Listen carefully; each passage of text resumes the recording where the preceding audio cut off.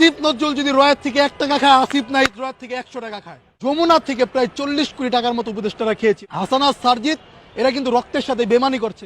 সারজিৎ হাসানাত হচ্ছে এই আন্দোলনের একটা অংশ, তারা লড়াই সংগ্রাম করেছে, এই পর্যন্ত আমরা মেনে নেই। কিন্তু এখন আপনি দেখেন ভিতরের খবর জানতে গেলে উপদেষ্টাদের যারা আছে, আসিফ নাহিদের বাবা মিরপুরে আপনার অফিস দিয়েছে, সেখানে অনেক লেনদেন হচ্ছে, আসিফ অনেক টাকা কামাচ্ছে। এগুলো সত্যি কথা, এগুলো আপনি মানে গা ঢাকা দিতে পারবেন না। সারজিৎ হাসানাত আন্দোলনের সময়ই আপনারা দেখেছেন প্রধানমন্ত্রীর কার্যালয়ের যে উপদেষ্টারা আছে তাদের সাথে বসেছিলেন, বসে তাদের সাথে কথা বলেছেন, এবং তখন নেট ছিল না, গণমাধ্যমের কাছে তারা নিউজ দিয়েছিলেন যে এই আন্দোলন স্থগিত করা হলো, আমরা এই আন্দোলন সামনের দিকে আর আগাবো না। কিন্তু পরবর্তীতে আসিফ নাহিদ এই আন্দোলনকে 1 দফা পর্যন্ত নিয়ে গিয়েছিলেন, এবং এখন পর্যন্ত যারা নিহত এবং আহত হয়েছে এরা কিন্তু চিকিৎসা পায় নাই, এবং এখন পর্যন্ত এদের টাকা নিয়ে নয়-ছয় করা হচ্ছে। তাহলে যে ডক্টর ইউনূস 100 কোটি টাকা বাংলাদেশে আনলেন, এই টাকাগুলো কোথায় গেল?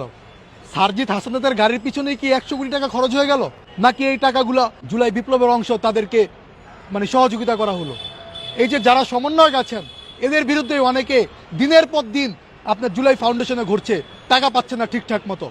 তো সেই জায়গাটা থেকে হাসানাত সারজিৎ এরা কিন্তু রক্তের সাথে বেমানি করছে। গতকালকে দেখেছেন যে তারা কিংস পার্টির মতো একটা পার্টি খুলেছে। এখন তারা বলেছে যে আমরা এই যারা কাউন্সিলর আছে তাদেরকে নিয়ে পুনর্গঠন করব বা দল গঠন করব। তো কাউন্সিলর কারা? বর্তমান আওয়ামী লীগের ফেসিবাদের আমলে যারা কাউন্সিলর ছিল তারা কারা? সব তো আওয়ামী লীগের লোকের জন্য ছিল। হয়তো কাউকে আওয়ামী লীগের লোকই বিরোধী দল বানিয়েছে, কাউকে নমিনেশন দিয়ে কাউন্সিলর বানিয়েছে। এদের দিয়ে এখন সারজিৎ হাসানাত সাধারণ মানুষের রক্তের ওপর বেইমানি করে সাধারণ মানুষকে বিভ্রান্ত করছে, এবং কাউন্সিলরের মাধ্যমে শেখ হাসিনাকে বাংলাদেশে ফিরিয়ে আনার বন্দোবস্ত করছে। আমরা এটাই দেখতে পাচ্ছি। তাহলে হাসিনাকে সুন্দরভাবে ফিরে আনুক, আমরা সাধুবাদ জানাবো। হাসিনাকে ফিরিয়ে না আনে তারা কাউন্সিলরদেরকে দিয়ে পুনর্বাসন করার চেষ্টা করছে।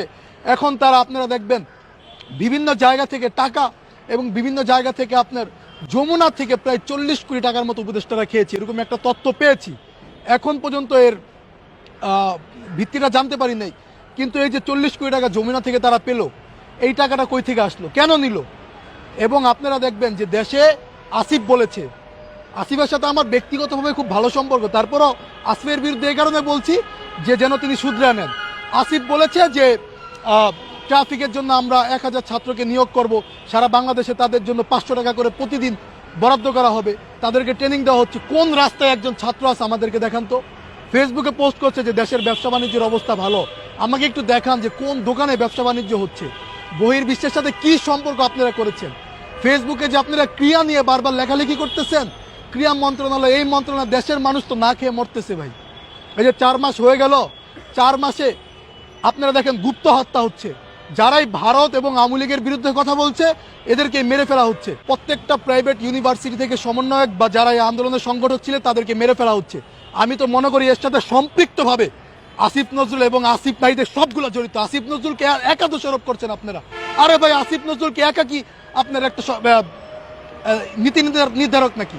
আসিফ নজরুল কি একা মানে কোনো একটা বিষয় নিয়ে আলোচনা করে নাকি? এর সাথে কি উপদেষ্টারা মিলে নাই? আসিফ নজরুল যদি রয়ের থেকে 1 টাকা খায়, আসিফ নাহিদ রয়ের থেকে 100 টাকা খায়। এরা রয়ের সাথে কাজ করছে, দেশের ভাবমূর্তি নষ্ট করছে। আগে তো আসিফ নজরুল ভারতের বিরুদ্ধে এত বড় বড় চাটাং কথা বলতো, এখন উপদেষ্টা বসেছে, এখন তাদের মুখ দেওয়ার কোনো কথা আমরা শুনি না। এই যে গুপ্ত হত্যা হচ্ছে, 2 দিন পরে দেখবো আমি মারা গেছি, আমার আরেকজন ভাই মারা গেছে। মানুষ এখন বাংলাদেশে নিরাপদ না। শেখ হাসিনার আমলে যেভাবে গুম করা হতো, এখন এই আমলে হচ্ছে গুপ্ত হত্যা হচ্ছে। এদের বিরুদ্ধে কোনো ব্যবস্থা নেওয়া হচ্ছে না কেন? আজকে 4-5 দিন হয়ে গেল, অনেকে আহত, অনেকে নিহত। মুন্সিগঞ্জের একজন সংগঠক তার হাতে শিরা কেটে দিয়েছে। তো এইভাবে মুন্সিগঞ্জের যে সংগঠনের হাতে শিরাটা কেটে দিল, তো বাংলাদেশে কি ক্যামেরা নাই? কোন জায়গায় এই হত্যাগুলো হচ্ছে সেখানে কয়টা মোবাইল অ্যাক্টিভ ছিল? বাংলাদেশে কি টেকনোলজি বোবা নাকি ভাই? এই টেকনোলজিগুলো ইউজ করেন আপনারা ভাই, টাকা কামাচ্ছেন, আপনাদের পরবর্তী ধান্দা আমার বোঝা হয়ে গেছে। দেশের মানুষের জন্য সৎভাবে কাজ করেন ভাই। দেশের মানুষের জন্য কাজ করতে গিয়ে আমরা আজকে লাঞ্ছিত হচ্ছি।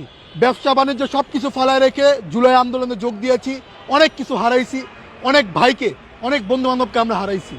এর বিনিময় প্রকৃত যারা যোদ্ধা, যারা জুলাই আন্দোলনে নিহত হয়েছে এদের পরিবার কিচ্ছু পায় নাই, এবং যারা আপনার আহত হয়েছে এবং যারা এই জুলাই বিপ্লবে অংশগ্রহণ করেছে এদের দেখেন ভিক্ষা করে খাওয়া লাগতেছে। আর যারা এই আন্দোলনে সামান্য ভূমিকা টুমিকা রেখেছে, পরবর্তীতে সমন্বয়ক নামে বের হয়েছে, এরা দেখেন এখন কোটি কোটি টাকার গাড়িতে চলছে। তো আমার ভাইদের এই রক্তের বিনিময়ে যদি আবার ফেসিবাদকে, আওয়ামী লীগকে পুনর্বাসন করার চেষ্টা করেন, তাহলে দ্বিতীয় বিপ্লবের জন্য আমরা প্রস্তুত আছি। অনেক সমন্বয়করা আমাদের সাথে আপনার পরামর্শ করেছে, তারা বলেছে ভাই আমরা দ্বিতীয় বিপ্লবের ডাক দিব। তো দ্বিতীয় বিপ্লব যেন না করতে হয়, আপনারা সুসংগঠিত করেন।